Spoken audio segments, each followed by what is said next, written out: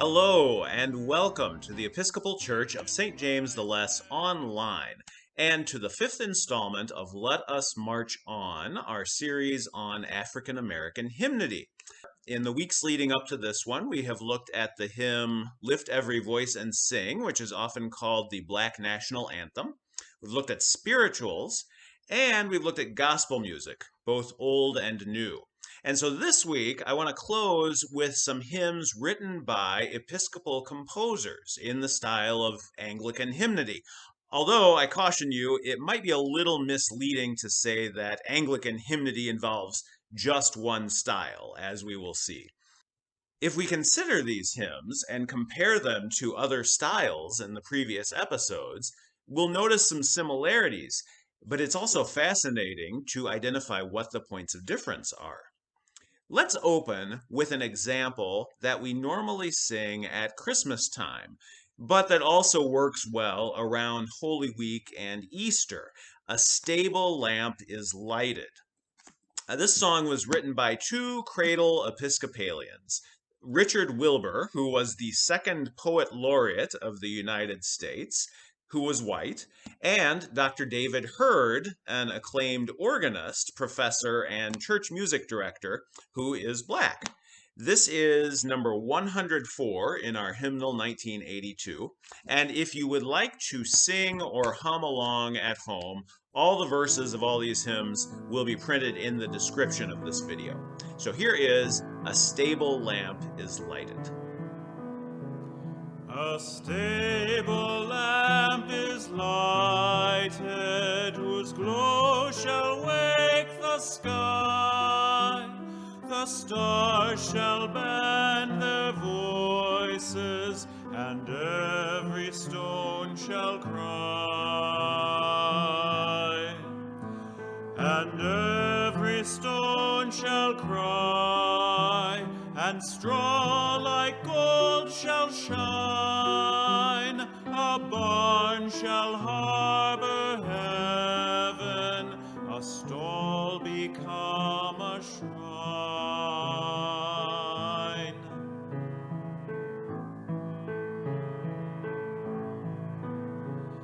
Yet he shall be forsaken and yielded up to die. The sky shall groan and darken, and every stone shall cry. And every stone shall cry for stony hearts of men.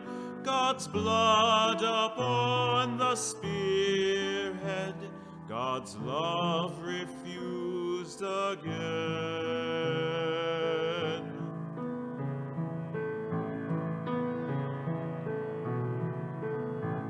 But now as at the ending the low is lifted high, the stars shall bend their voices, and every stone shall cry. And every stone shall cry in praises of the child, by whose descent among us the worlds are reconciled.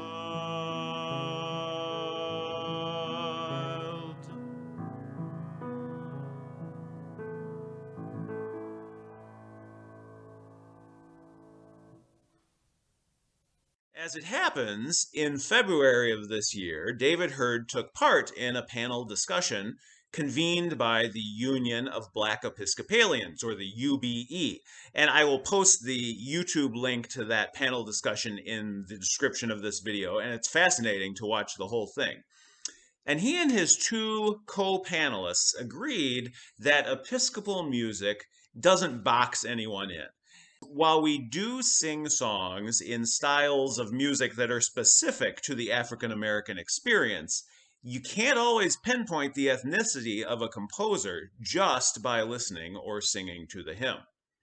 And this tune is a perfect example of that. If it has any precedent, it's in classical keyboard music.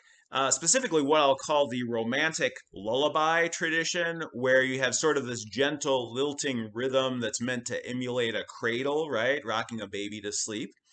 And yet there's a depth and a richness in the chords of that song that matches the darkness in the lyrics, both the physical darkness of the setting, right, that night in Bethlehem, but also the spiritual darkness of foreshadowing Good Friday. In the panel discussion, Hurd says that all the music he writes is circumstantial. It's designed to fit a specific text, or a specific congregation of singers, or in some cases, a specific building or organ that he's writing the music for. And there are a couple of things about this hymn that make it sound Anglican, or at least like part of the European hymn tradition. First, the text is strophic. It's just 4 verses in a row, right after the other. There's not verses plus choruses like we find in a lot of older American hymns, and it's not call and response like we would find in many of the spirituals. And the music, well, the whole hymn is very much written. It's very much on the page, I want to say. At any moment in this hymn, you get the sense that the poet made sure to write down just the right word, and that the composer made sure to write down just the right note that would suit that particular instant. And this isn't meant to denigrate other styles of music that we've been studying. As David Hurd says in the panel discussion, some hymns are meant to be played exactly as written. You can't improve what's on the page. While other hymns, from the spiritual Were You There to the Appalachian hymn Wondrous Love, are more open to improvisation. A stable lamp clearly falls into the first group. It's most powerful when sung as written. Whereas many of the spirituals and gospel hymns started life as improvisations, and they still really have life in the moment that they are performed in church. They still invite improvisation from worshipers, and that sense of freedom is where they draw a lot of their spiritual power. Another thing that we do in the Episcopal Church is observe feast days for saints. And our next hymn reaches way back, almost 2,000 years back, to honor 2 saints from Algeria. Saint Monica, whose feast day will be on May 4th, and her famous son, Saint Augustine of Hippo, whose conversion we celebrate on May 5th. I was delighted to discover this hymn in our Lift Every Voice and Sing hymnal. It's at number 45. And I'm just so glad that it exists. So as you are planning your socially distanced St. Monica and St. Augustine feasts this year, keep this hymn in mind. And if you don't know the story of St. Augustine, the hymn lays it all out there. So you'll be able to infer quite a lot about St. Monica and St. Augustine's life just from this hymn. Here, let's sing St. Augustine. Monica, blessed mother, a well of holy tears, for thy dear son Augustine you shed for many years, that he might learn the faith that the Lord's apostles taught. But far from Afric's coast, strange philosophies he sought. But Jesus' word incarnate revealed to him the truth. Augustine, thus converted, forsook his wayward youth, renouncing Satan's cunning, prevailed he in that hour, and at the hands of Ambrose received baptism's power. Returned he to his homeland, assumti hipposi, staunch champion of the faith, he fought each heresy. He taught the church is holy, though sinners do abound, that in gift sacramental is true grace to be found.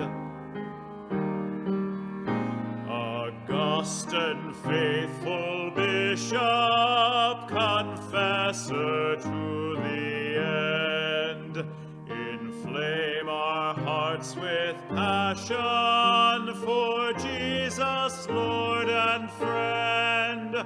Augustine, holy doctor, thou son of Afric's sod, help us to reach the gates of the city of our God.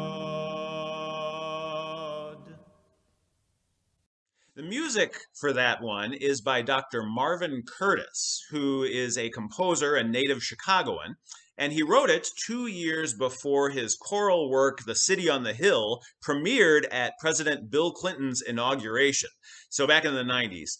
The words are by the Reverend Canon Harold T. Lewis, who helped put together this hymnal, and wrote a series of hymn texts for it commemorating Black saints throughout history.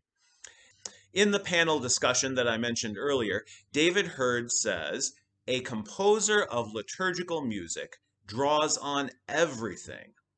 And nowhere do you hear this more clearly than in our next hymn, Heal Me, Hands of Jesus. It's number 773 in our Wonder, Love, and Praise hymnal supplement.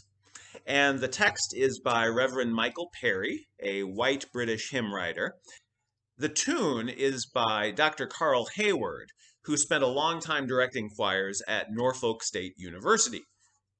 As I sing it, notice how Haywood's music blends the rich melodic motion of modern Anglican hymns, the syncopated rhythmic snap of the spirituals, and some chromatic keyboard harmony out of gospel music. This is Heal Me, Hands of Jesus.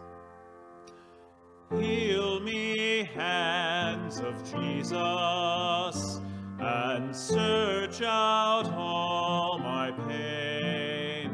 Restore my hope, remove my fear, and bring me peace again.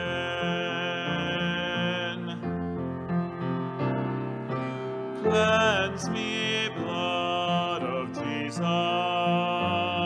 take bitterness away. Let me forgive as one forgiven, and bring me peace today.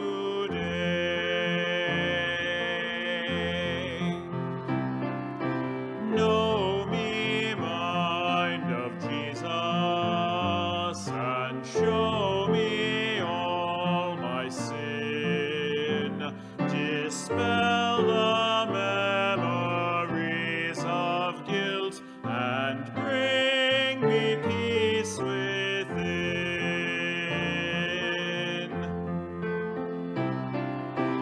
Fill me, joy of Jesus, anxiety shall cease, and heaven's serenity be mine, for Jesus brings me peace.